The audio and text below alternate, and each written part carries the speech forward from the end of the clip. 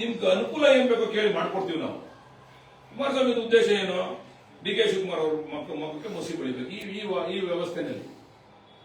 ಅಶೋಕ್ ಬಂದುವೆ, ಅಶೋಕ್ ಬಗ್ಗೆ ನಾನು ತುಂಬಾ ಗೌರವ ಇತ್ತು. ಅವಯ್ಯ ಮಾತಾಡಿ ಒಬ್ಬ ಮುಖ್ಯಮಂತ್ರಿ ಮೇಲೆ ಬಳಸಿರ್ತಕ್ಕಂಥ ಪದ ಇದೆಯಲ್ಲ, ಏನೋ ರಿಯಲ್ ಎಸ್ಟೇಟ್ ಏನೋ ಹೇಳೋಣ ಯಪ್ಪ, ಇವನೇನು ಟಾಟಾ ಬಿರ್ಲ್ ಮಗನ ಅಶೋಕ್, ಇವ್ನ ದುಡ್ಡು ಆಸ್ತಿ ಎಲ್ಲ ಹೆಂಗ್ ಗೊತ್ತು ಇವ್ಗೆ? ಬರ್ಲಿ ಅಶೋಕ್ ಬಂದು ಪ್ರಮಾಣ ಮಾಡಲಿ, ನಾನು ಪ್ರಾಮಾಣಿಕವಾಗಿ ಸಂಪಾದನೆ ಮಾಡೋ ಆಸ್ತಿ ನಾನು ಯಾವುದೇ ಒಂದು ರೂಪಾಯಿ ಸರ್ಕಾರ ದುರುಪಯೋಗ ಪಡಿಸ್ಕೊಂಡು ನಾನು ದುಡ್ಡು ಇಸ್ಕೊಂಡಿಲ್ಲ ಅಂತ ಪ್ರಮಾಣ ಮಾಡಲಿ ಅಶೋಕ್. ಎಲ್ಲರೂ ಗಾಡಿ ಮನೆಯಲ್ಲಿ ಅವ್ರ ಕಲ್ಯಾಣ ಕೊಡಬೇಕು. ಏನೋ ನಾನು ಒಬ್ಬ ಸತ್ಯ ಹರಿಶ್ಚಂದ್ರ ಡಿ ಕೆ ಶಿವಕುಮಾರ್ ಅವರು ಪ್ರಾಮಾಣಿಕವಾಗಿ ಒಪ್ಕೊಂಡವ್ರೆ, I am a businessman ಅಂತ, professional I am a businessman ಅಂತ ಒಪ್ಕೊಂಡವ್ರೆ ಡಿ ಕೆ ಶಿವಕುಮಾರ್ ಅವರು.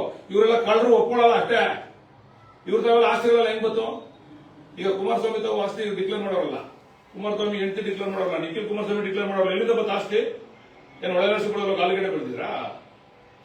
ಎಲ್ಲಿಂದ ಬತ್ತು? ಪ್ರಾಮಾಣಿಕವಾಗಿ ಬರ್ಲಿ, ಚರ್ಚೆಗೆ ಮಾತಾಡೋಣ, ಎಲ್ಲ ತರ್ತೀವಿ ನಾವು ಡೀಟೇಲ್ಸ್ ನ.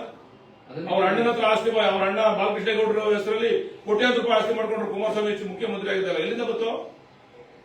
ಅವೆಲ್ಲ ಚರ್ಚೆ ಮಾಡೋಣ ಬರ್ಲಿ. ನೀವು ಸುಮ್ಮನೆ ಡಿ ಕೆ ಶಿವಕುಮಾರ್ ಮುಖ್ಯಮಂತ್ರಿ ಆಗ್ಬಿಟ್ರು, ಇದೊಂದು ಅವಕಾಶ ಸಿಕ್ಕೈತೆ, ನಾವೇನೋ ಮಕ್ಕಳಿಗೆ ಮಸಿ ಬೆಳಿಬೇಕು ಅಂತಕ್ಕಂಥದ್ದು ಇಟ್ಕೊಂಡ್ರೆ ಜನ ತೀರ್ಮಾನ ಮಾಡ್ತಾರೆ. ಆಮೇಲೆ ನಾವು ಯಾರನ್ನೂ ಬಲವಂತ ಮಾಡಿ ಯಾರಿಗೂ ನೋಟಿಸ್ ಕೊಡ್ತಾ ಇಲ್ಲ.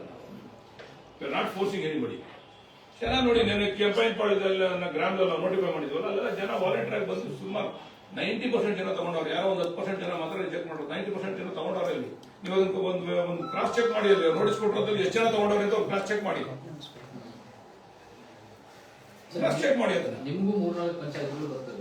ಅಲ್ಲಿ 3-4 ಪಂಚಾಯತಿನೇ ಸರ್, 3-4 ಅಲ್ಲ, ಎಲ್ಲ ನಂದೇ. ಒಂದು ಏರಿಯಾ ಮಾತ್ರ ಆರೋಳಿಗೆ ಸೇರ್ತದೆ ಅಷ್ಟೇ, ಎಲ್ಲ ನಂದೇನೆ. 80% ಸರ್ ಮೆಜಾರಿಟಿ ರೈತರು ಒಪ್ಕೊಂಡವ್ರೆ ಸರ್, ಅಷ್ಟು ಹೇಳ್ಬೋದು ನಾವು. ಸುಮ್ಮನೆ ಎಲ್ಲಾರು ನಾವು 90%, 100% ಹೇಳಲ್ಲ. ಮೆಜಾರಿಟಿ ಆಫ್ ರೈತರು ಒಪ್ಕೊಂಡವ್ರು. ಅವ್ರು ಏನಾಗಿದೆ, ಈ ರೆಡ್ ಝೋನ್ ಇಂದ ಆಚೆ ಬರ್ಬೇಕು ಅವ್ರು ಮುಖ್ಯವಾಗಿ. ಕುಮಾರಸ್ವಾಮಿ ಏನು ಮಾಡ್ಬೇಕಾಗಿಲ್ಲ ರೀ. 2018ರಲ್ಲಿ ರೆಡ್ ಝೋನ್ ರಿಮೂವ್ ಮಾಡಿದ್ರೆ ಸಾಕಾಗಿತ್ತು. ಹೋದಾಗ ಆ ಯಪ್ಪ ಹೇಳಿ ಬಂದು ಚಾಮುಂಡೇಶ್ವರಿ ಮುಂದೆ ರಾಮನಗರ ಪ್ರಮಾಣ ಮಾಡ್ಲಿ, ನಾನು ಇದು ನನ್ನ ಕನಸಿನ ಕೂಸು, ನಾನು ಇದು ಮಾಡ್ತೀನಿ, ನಾನು ಬಿಡಕ್ಕಾಗಲ್ಲ ಅಂತ ಹೇಳಿಲ್ವಾ? ಹೇಳವ್ರ ಪ್ರಮಾಣ ಮಾಡಿ. ಅಜ್ಜಯ್ಯ ನಮ್ ಗುರುಗಳು, ಅಜ್ಜಯ್ ಅಂತ ಬೇಕಾದ್ರೆ ನಾವು ಪ್ರಮಾಣ ಮಾಡ್ತೀವಿ. ನೀನ್ ಬಂದ್ ಮಾಡ್ತೀಯಾ ಅಜ್ಜಯ್ ಅಂತಕ್ಕೆ? ಚಾಮುಂಡೇಶ್ವರಿ ಮುಂದೆ ನಾನು 2018ರಲ್ಲಿ ನಾನು ಬಿಡಕ್ ಒಪ್ಕೊಂಡಿದ್ದೆ ರೈತರು ಬಂದು ಕೇಳಿದಾಗ ಅಂತ ಪ್ರಮಾಣ ಮಾಡಿ. ಅವತ್ತು ನೀವು ರಿಜೆಕ್ಟ್ ಮಾಡ್ತೀರಾ. ನೀವು ಮಾಡಿದ್ರೆ ರೈತರ ಪರ, ನಾವು ಮಾಡಿದ್ರೆ ರಿಯಲ್ ಎಸ್ಟೇಟ್ ದಲ್ಲಾಳಿಗಳು. ನೀವು ಮಾಡಿದ್ರೆ ನೀವು ರೈತರ ಪರ. ನೀವು ಕೂತ್ಕೊಂಡು ನೀನ್ ಕೇಂದ್ರ ಮಂತ್ರಿ ಆದ್ಮೇಲೆ ನೀವು ಹೇಳಿದೀರಾ, ವಿಡಿಯೋ ಇದರ ಮಾತ್ರ ತೋರಿಸಿ, ವಿಡಿಯೋ ಐತವೇನೋ